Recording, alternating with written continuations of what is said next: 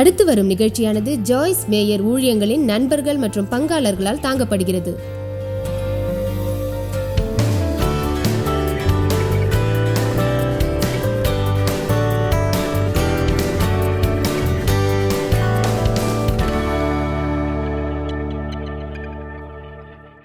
பிதாவே, உமது வார்த்தைக்காக நன்றி.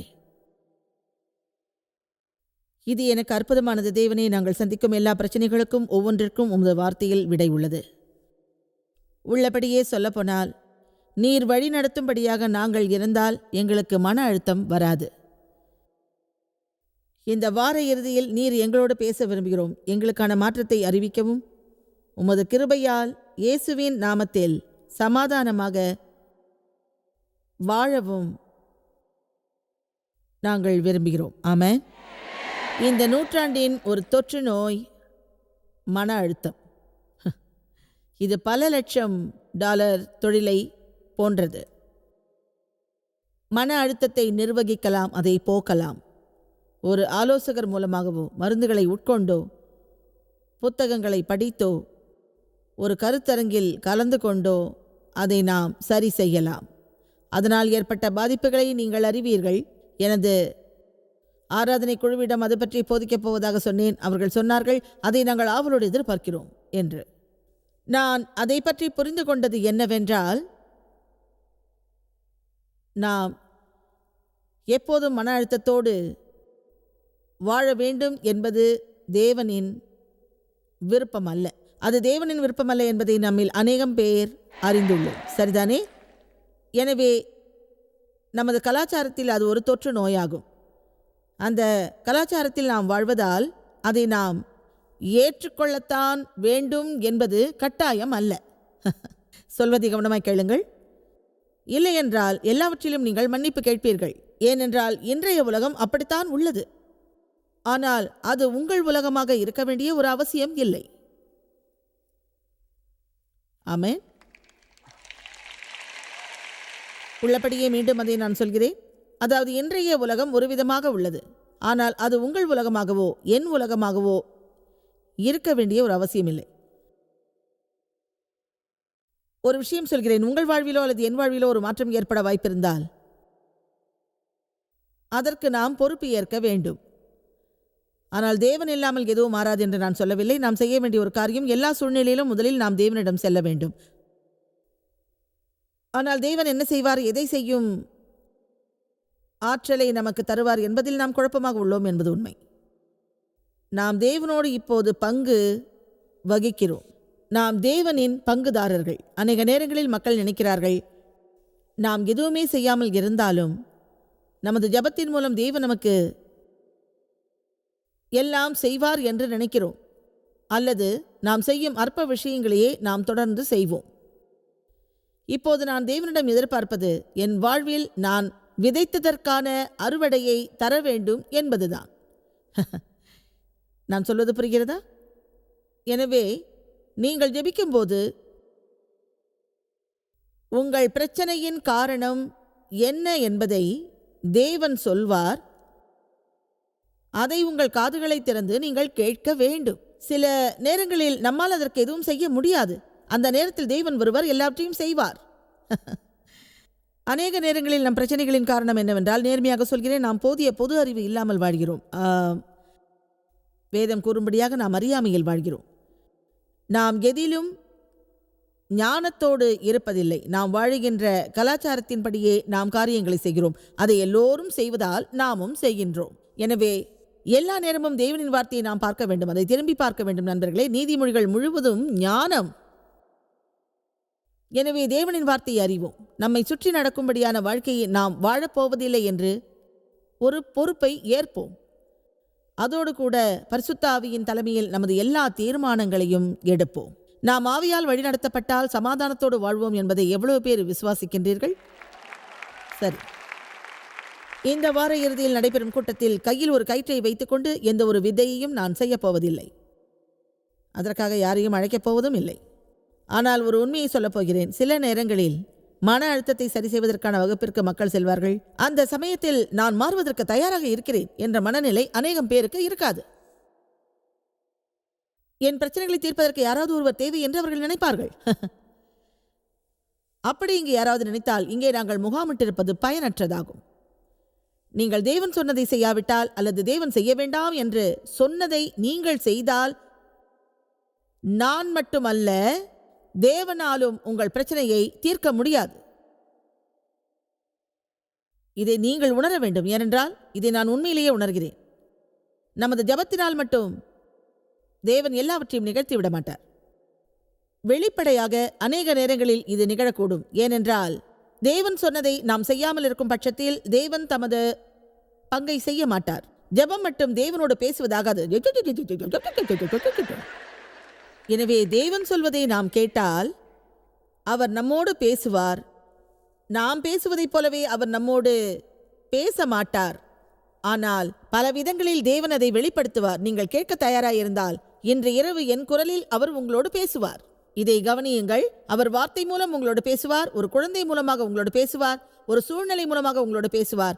அவர் எல்லா வழிகளிலும் உங்களோடு பேசுவார். எனவே நாம் ஜெபித்து கீழ்ப்படிவோம். இந்த இடத்தில் உள்ள எந்த ஒரு நபரும் அல்லது இந்த நிகழ்ச்சியை டிவியில் பார்க்கும் எவரும் மன அழுத்தத்தை பிறருக்கு கொடுத்துவிட்டு அதற்கு பதிலாக சமாதானமுள்ள வாழ்க்கையை பெற முடியாது. எனவே அந்த மேஜிக் ஃபார்முலாவை ஒதுக்கிவிட்டு உங்கள் மன அழுத்தத்திற்கான உண்மையான காரணத்தை முதலில் அறிந்து கொள்ள முயற்சியுங்கள். தேவனின் உதவியோடு அதை மாற்றுவதற்கான விருப்பத்தோடு நீங்கள் இருங்கள். அதை மீண்டும் மீண்டும் சொல்வேன். அவர் இல்லாமல் நாம் எதுவும் செய்ய முடியாது. எனவே அவரது ஆதரவு இல்லாமலேயே நமக்கு எல்லாம் நடக்கும் என்று நாம் நினைப்பது மிக தவறு. எனக்கு என்ன தெரியும், அது வேத வசனத்துக்கானதுன்னு நினைக்கிறீங்களா? நான் அப்படித்தான் நினைக்கிறேன். அது குறிப்பாக அப்படி சொல்லி இருக்காது. ஆனால் தேவன் கேட்பது நமது அக்கறையை, நமது பொறுப்பை அல்ல. அதுதான் உண்மை. அவர் மனிதர் மூலம் கிரியை செய்கிறார். நான் என்ன செய்வதற்கு தேவன் விரும்புகிறார் என்பதற்காக ஜெபிப்பேன். ஆனால் அது பற்றி அவர் எதுவும் சொல்லவில்லை என்றால் அதை அவரிடமே நான் கேட்பேன். நாம் எதிலுமே மாறாமல் இருந்தால் நமது ஜெபத்தின் மூலம் தேவன் எல்லாவற்றையும் நமக்காக செய்ய மாட்டார் என்பதை நீங்கள் புரிந்து கொள்ள வேண்டும்.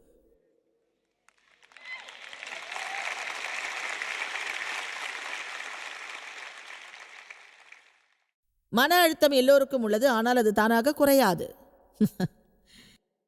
அதற்கு நாம் என்ன செய்வது? நீண்ட காலமாக என்னை சுற்றி உள்ளவைகளை நான் மாற்ற முயற்சித்தேன். ஒருவேளை இப்போது நீங்கள் அப்படி இருக்கலாம். அப்படி செய்வதை நீங்கள் நிறுத்தினால் நீங்கள் சமாதானத்தோடு இருப்பீர்கள். நான் நிறுத்தினால் நான் சமாதானத்தோடு இருப்பேன். அதை நீங்கள் நிறுத்தினால் நானும் சமாதானத்தோடு இருப்பேன்.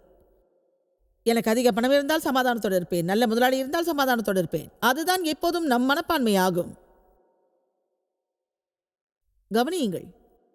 அது எப்போதும் என்னுடைய மனப்பான்மையாக இருந்தால் எனக்கு மகிழ்ச்சியே இருக்காது. அது நம்மை ஏதேன் தோட்டத்திற்கு அழைத்துச் செல்லும். அதுதான் குற்றம். அந்த பெண் எனக்கு கொடுத்தாள். அவள்தான் கொடுத்தாள்.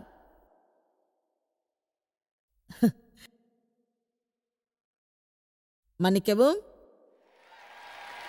ஆண்கள் எப்போதும் வீட்டுத் தலைவனாக இருக்கவே விரும்புகிறார்கள்.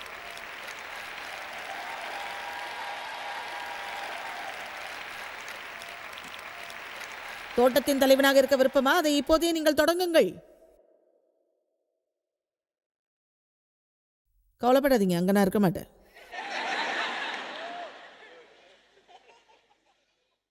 அந்த கருத்தை நாம் அகற்றும் வரையில் உள்ளபடியே நாம் சொல்வோம், நாம் சமாதானத்தை விரும்பினாலும் அது நமக்கு கிடைக்காது. என் சூழ்நிலை மாறினால் நான் சமாதானத்தோடு இருப்பேன். உங்கள் சூழ்நிலை, நான் யாரையும் அதேரியப்படுத்த விரும்பவில்லை. உங்கள் சூழ்நிலைகள் மாறலாம், ஆனால் நீங்கள் மாறக்கூடாது.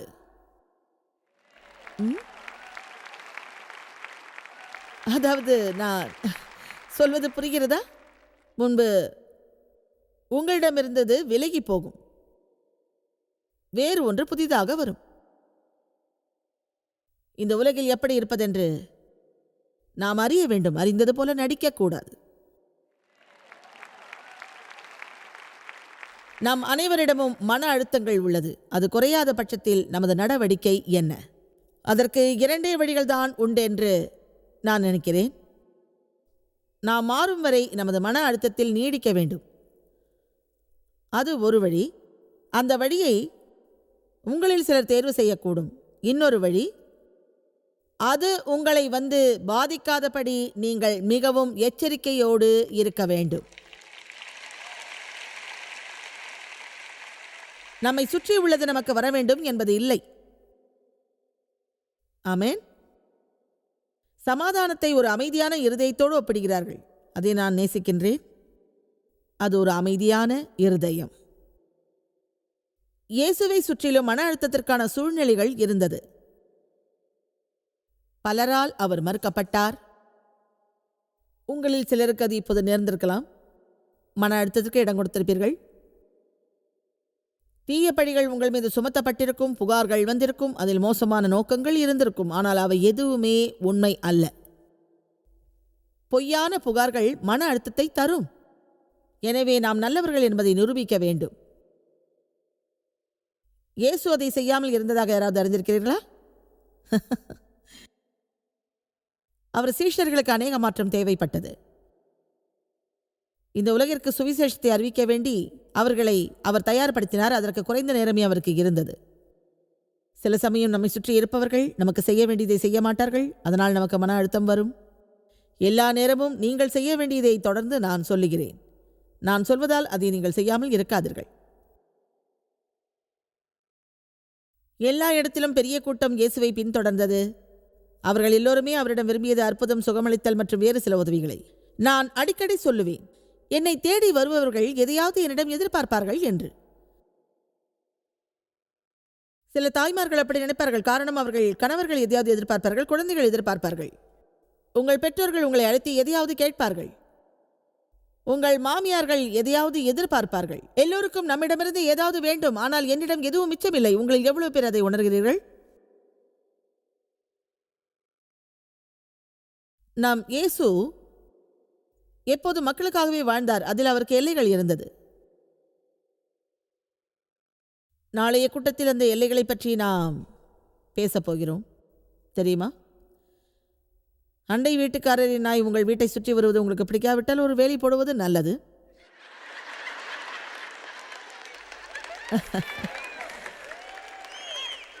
ஆமென். எனவே நமது வாழ்வில் நம்மை சுற்றிலும் சில வேலிகளை போட்டுவிட்டு பிறரிடம் சொல்லுங்கள், இதுவரை நீங்கள் வரலாம், இதற்கு மேல் நீங்கள் வர முடியாது என்று.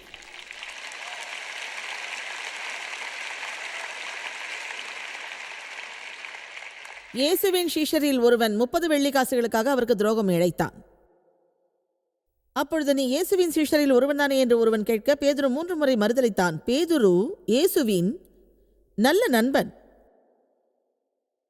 இயேசு மனரீதியாகவும் உணர்வு ரீதியாகவும் தமக்கு வரப்போவதை கையாண்டார். சிலுவையில் தாம் அடையப்போகும் துயரங்கள் அவருக்கு நன்றாகவே தெரியும். வாவ்! அந்த நாள் ஒரு மன அழுத்தமான நாள். இருந்தாலும் அவர் தம் சீஷர்களுக்கு அறிவித்தார். யோவான் 14:27, சமாதானத்தை உங்களுக்கு வைத்துப் போகிறேன், என்னுடைய சமாதானத்தையே உங்களுக்கு கொடுக்கிறேன். உலகம் கொடுக்கிறபடியே நான் உங்களுக்கு கொடுக்கிறதில்லை. உங்கள் இருதயம் கலங்காமலும் அஞ்சாமலும் இருப்பதாக. நீங்கள் கொதிப்படையவும் கலங்கவும் இடம் கொடுக்காதீர்கள். அச்சப்படுவதற்கும் கோழையாக இருப்பதற்கும் துயரப்படுவதற்கும் இடம் கொடுக்காதீர்கள். இந்த ஒரு விஷயம் நான் சொல்லப்போகும் கருத்துக்கு நிரூபணமாக இருக்கும். நமது ஜெபத்தின் போது நம்மிடம் வருவதை தேவன் விரும்புகிறார். அவர் எப்போதும் நமக்கு உதவ தயாராக இருக்கிறார். நாம் செய்ய முடியாததை செய்யவும் அவர் தயாராக இருக்கிறார். அவர் அற்புதங்களை நிகழ்த்தும் தேவன். நேர்மையாக உங்களிடம் சொல்கிறேன், என் சமாதானத்துக்காக உள்ளபடியே எந்த ஒரு சூழ்நிலையிலும் ஜெபிக்க மாட்டேன். ஏனென்றால் ஏற்கனவே என்னிடம் சமாதானம் உள்ளது. அதை நான் பயன்படுத்துகிறேன். அவர் அப்படித்தானே சொன்னார், என் சமாதானத்தை உங்களுக்கு கொடுக்கின்றேன். நாம் புதிய பிறவி எடுத்தால் சமாதானத்தின் இளவரசர் நமக்குள்ளே வாழ்ந்திடுவார். அது நம் அடிமனதில் இருக்கும். ஒரு நீர்நிலையை பற்றி நினைத்து பாருங்கள். அந்த நீரின் மேல் ஒரு புயல் வரக்கூடும். உடனே அந்த நீர் கொப்பளிக்கும், அதில் அலைகள் உருவாகும், அதன் வெளிப்புறத்தில் அவை தோன்றும். ஆனால் அதன் கீழே உள்ள ஆழத்தில் அது அமைதியாக இருக்கும். எனவே தான் சமாதானம் அமைதியான ஒரு இருதயத்தோடு ஒப்பிடப்படுகிறது. நம்மை சுற்றிலும் எல்லா விஷயங்களும் நிகழும். ஆனால் நாம் தேவனோடு தொடர்பில் இருந்தால், அவரை பின்பற்றினால், அவரை சார்ந்து இருந்தால், அவரது சமாதானத்தை நாம் பெறலாம். அதற்காக அந்த சூழ்நிலையை நாம் நேசிக்க வேண்டியதில்லை. அது நம்மை புண்படுத்தாது என்று நான் சொல்லவில்லை. இருந்தாலும் அந்த விசேஷமான சமாதானத்தை நாம் பெற முடியும். உலகம் வழங்கும் சமாதானம் அதற்கான சூழ்நிலைகள் வரும்போது மட்டும் கிடைக்கும். ஆனால் இயேசு நமக்கு வழங்கியுள்ள சமாதானம் எல்லாவற்றையும் விட மிகவும் உன்னதமாகும். அவர் நமக்கு வழங்கும் சமாதானம் உண்மையிலேயே எந்த ஒரு காரணத்துக்காகவும் நமக்கு வழங்கப்படும் சமாதானம் அல்ல. அந்த சமாதானத்திற்கு காரணம் இல்லை. மற்றபடி வேறு வகையில் நாம் சமாதானத்தை பெற முடியாது. உங்களுக்கு சமாதானம் உள்ளதென்று பிறரிடம் சொல்வதற்கு நீங்கள் தயங்குவீர்கள். ஏனென்றால் நீங்கள் அதிகப்படியான மத உணர்வு உள்ளவர்கள் என்று அவர்கள் நினைப்பார்கள். ஆனால் உள்ளபடியே மிகவும் கடினமான ஒரு சூழ்நிலையிலும் தேவனிடம் நீங்கள் ஆழமான தொடர்பு வைத்திருந்தால் சமாதானத்தை உங்களால் பெற முடியும். உண்மையிலேயே நான் நினைப்பது என்னவென்றால், நமக்கு இன்னும் கூடுதலான ஒரு போதனை தேவை. ஆமென். இந்த வாரத்தில் அதை பற்றி நான் நினைத்தேன். அநேக விஷயங்களை நான் எண்ணி பார்த்தேன். சில வருடங்களுக்கு முன்னால் நான் நடத்திய கூட்டங்களுக்கு பெயர் ஆழமான வாழ்க்கை என்பதாகும். இப்போது அது நமக்கு அவசியம் என்று நான் நினைக்கிறேன். லூக்கா அதிகாரம் 5 இயேசு சொன்னார், ஆழத்திலே தள்ளி கொண்டு போய் அதிகமான மீன்களை பிடியுங்கள் என்றார். எனவே நம்மை சுற்றி நடப்பதை பற்றி நாம் கவலைப்படாமல் நமது ஆழமான மனதின்படி வாழ வேண்டும். நமது ஆவியின்படி நாம் வாழ வேண்டும். அதுதான் சரியாக இருக்கும். அதை எப்படி செய்யறதுன்னு தெரியலையே. அது போதிங்க சகோதரியே. அது சரி. சமாதானத்தின் மதிப்பு என்ன தெரியுமா? நம்மிடம் உள்ள விஷயங்களில் சமாதானம்தான் மிகவும் மதிப்பானது. உள்ளபடியே அதை நீங்கள் உணரும் வரை உங்களுக்கு சமாதானம் கிடைக்காது. எனவே தேவனின் அன்பு எல்லாவற்றிலும் உயர்ந்தது. தேவனின் கிருபை அருமையானது. ஆனால் ஒரு உண்மை, அந்த சமாதானம் மிக மிக முக்கியமானது. உங்களிடம் ஒன்று கேட்கிறேன். நீங்கள் தினமும் காலையில் படுக்கையிலிருந்து எழுந்திருக்கும் போது குழப்பத்தோடு இருந்தால் என்ன பயன்?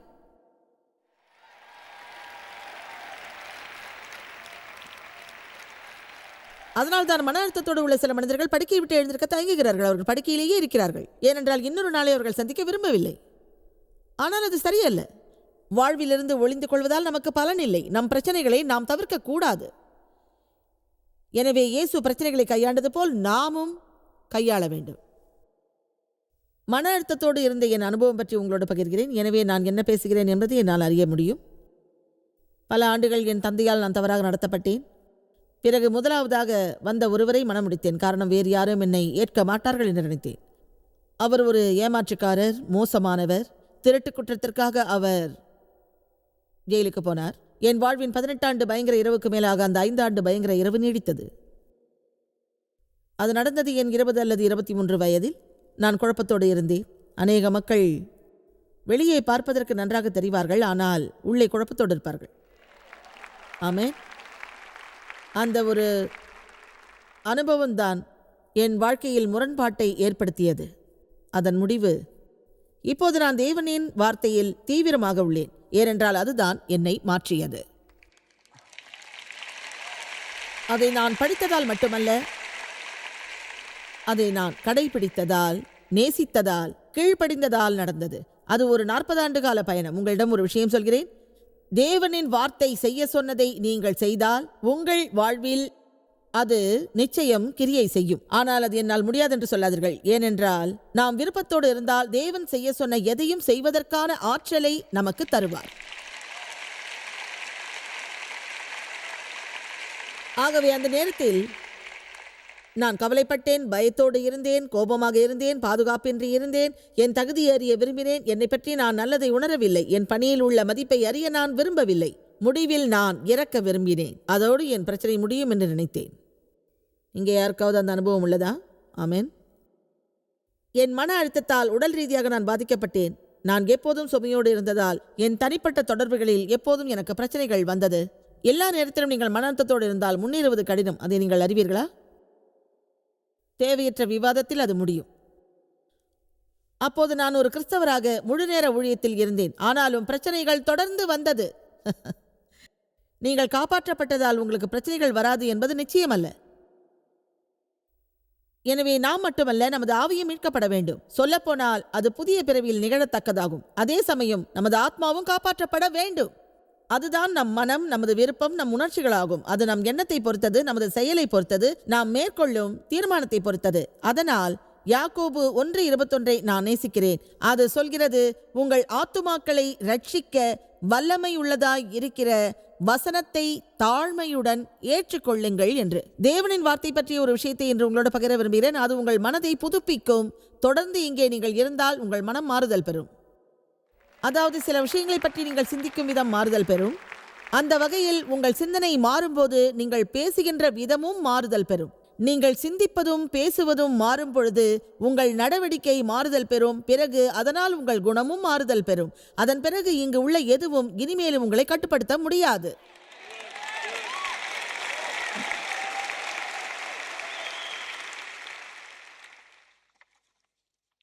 பல ஆண்டுகளாக நான் துன்பங்களை அனுபவித்தேன். எது எப்படி இருந்தாலும் சமாதானத்தோடு இருப்பதென்று தீர்மானித்தேன். சற்று இடைவெளி விட்டு ஒரு உண்மையை சொல்கிறேன். எனக்கு தேவ் ஒரு மகத்தான எடுத்துக்காட்டாவார். நீங்கள் ஒரு வித்தியாசமானவராகவும் சமாதானம் உள்ள மனிதராகவும் இருக்கலாம். உங்களுக்கு மன அழுத்தத்தில் பிரச்சனை இல்லை என்றால் இந்த போதனை உங்களுக்கு தேவையில்லை என்று நினைக்கலாம். ஆனால் இது உங்களுக்கு தேவை. ஏனென்றால் உங்களுக்கு மன அழுத்தத்தில் பிரச்சனை இல்லாவிட்டாலும் மன அழுத்தத்தோடு உள்ளவர்களை கையாள வேண்டியிருக்கும். அது தேவையில்லை என்று நினைக்கலாம். இருந்தாலும் அவர்களிடம் கேட்பீர்கள், உங்கள் பிரச்சனை என்ன? அதை பற்றி நீங்கள் ஏன் குழப்பமடைய வேண்டும்? அதிலே நீங்கள் ஏன் அக்கறை காட்ட வேண்டும்? அவர்கள் அப்படிப்பட்டவர்கள்தான். தேவி எனக்கு ஒரு நல்ல எடுத்துக்காட்டு. அவரால் நான் சமாதானமாக உள்ளேன். ஏனென்றால் நான் வாழ்ந்த அந்த சூழ்நிலையில் சமாதானம் என்ன என்றே எனக்கு தெரியாது. உங்களில் எவ்வளவு பேர் கோபத்தோடும் சீற்றத்தோடும் வெறியோடும் உள்ள சூழ்நிலையில் வளர்ந்திருக்கிறீர்கள்? அதாவது சமாதானம் என்ன என்பதையே அறியாமல் இருந்திருக்கின்றீர்கள். உங்களை பற்றி எனக்கு தெரியாது. நான் முதலில் சமாதானத்தை அடைந்த போது அது செழிப்பாக இருந்தது. நேர்மையாக சொன்னால், நான் குழப்பமில்லாமல் இருந்தால் எதை பற்றியும் நான் கவலைப்பட வேண்டியதில்லை. எதிலும் வெறுப்பாக இருக்க வேண்டிய அவசியம் இல்லை. என்னை பற்றி கவலைப்பட வேண்டியதில்லை. நான் வேடிக்கை காட்டுவதாக நீங்கள் நினைக்காதீர்கள். ஒரு முறை தூங்கியபடியே நான் நினைத்தேன், இது என்னடா வாழ்க்கை, ரொம்ப போரா இருக்கே.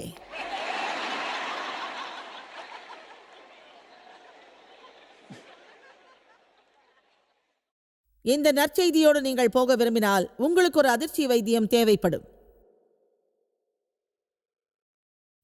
தேவால் அதை தாங்க முடிந்தால் நானும் அதை தாங்குவேன். மற்றவர்களால் அதை தாங்க முடிந்தால் நானும் அதை தாங்குவேன். எனவே நான் ஒரு முடிவு செய்துள்ளேன். அதனால் என்ன நடந்தாலும் சரி, அந்த தீர்மானத்தை நீங்களும் எடுக்க வேண்டும். என்ன நடந்தாலும் அந்த தீர்மானத்தை நீங்கள் எடுத்தே ஆக வேண்டும். அதை கேளுங்கள். அதனால் என்ன நடந்தாலும் நீங்கள் அதை ஒரு கல்லை போன்று நினைத்து மனதில் போட வேண்டும். அதனால் என்ன நடந்தாலும் எனக்கு சமாதானம் இருக்கும் என்று உறுதியெடுங்கள்.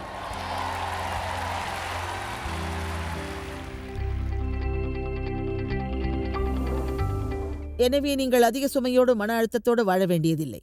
நீங்கள் சமாதானமாக இருக்க எந்த ஒரு சவாலையும் நீங்கள் மிகவும் தைரியமாக மேற்கொள்ளலாம்.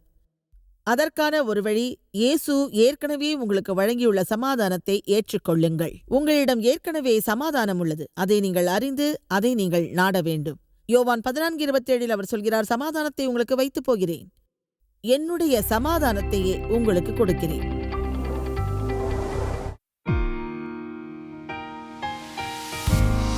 இந்த ஊழியத்தை உலகமெங்கும் சாத்தியமாக்கும் நண்பர்களுக்கும் பங்காளர்களுக்கும் எங்களது நன்றியையும் பாராட்டுகளையும் தெரிவிக்கிறோம். ஒன்றாய் இணைந்து நாம் பசியுள்ளவர்களை போஷித்து உடைகளை கொடுத்து தேசங்களுக்கு சுவிசேஷத்தை சொல்லி வருகிறோம். எங்களை தொடர்பு கொண்டு www.jmumindia.org உங்கள் ஜெபத் தேவைகள் மற்றும் எங்களின் வெளியீடுகள் பற்றி அறிந்து ஜாய்ஸ் அவர்கள் நிகழ்ச்சிகளை அறிந்து எங்களோடு இணைந்து தேவ அன்பை உலகிற்கு பரவச் செய்யுங்கள். அடுத்து வரும் நிகழ்ச்சியானது ஜாய்ஸ் மேயர் ஊழியங்களின் நண்பர்கள் மற்றும் பங்காளர்களால் தாங்கப்படுகிறது.